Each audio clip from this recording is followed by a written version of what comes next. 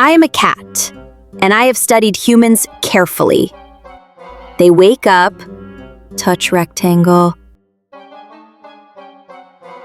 eat food, touch rectangle, sit on toilet, touch rectangle longer. They say they are busy, but they stare at tiny videos of other humans being busy. Sometimes they ignore me, a majestic creature, for a video of another cat. Traitors. When rectangle dies, humans panic. When I scream at 3 a.m., they complain. Unfair system.